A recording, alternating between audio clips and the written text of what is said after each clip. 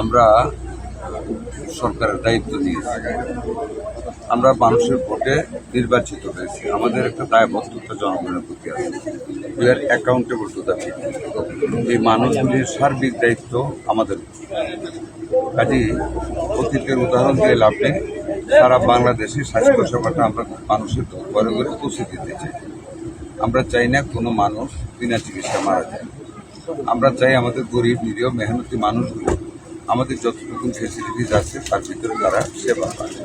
সেই সেবার উদ্দেশ্যে আমরা কিন্তু 50 থেকে 101 শয্যায় উন্নীত করতে যাচ্ছি। স্যান্ডেলিনা সো, রূপচর্চায় আভিজাত্য। এবং খুব তাড়াতাড়ি টেন্ডার হবে, কাজ শুরু হবে, জনগণ দেওয়া। আমি কিছু রিপোর্ট পেয়েছি, যেখানে যেখানে রিপোর্ট পাই, ধরেন এত বড় বাংলাদেশে তো 4 মাসে ভিজিট করা সম্ভব না। যেখানে যেখানে রিপোর্ট পাই সেখানে দৌড়ে যাই।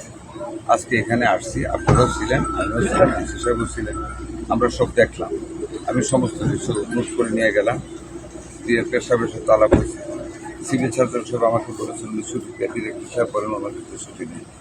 অনেকগুলি অ্যানামোলিস পেয়েছি, পাশের ক্লিনিকটাও আমি ভিজিট করলাম। আমি ঢাকায় যাই, আমারও তো উদ্যোতন কর্তৃপক্ষ আছে, আলাপ করে জনস্বার্থে যা করা দরকার তাই ইনশাল্লাহ আমরা করব। আর এটুকু বলে যে এখন থেকে এলাকার মানুষ ভালো স্বাস্থ্য সেবা পাবে, অনেকগুলো পরিবর্তন করবে। দোয়া রাখেন। ধন্যবাদ।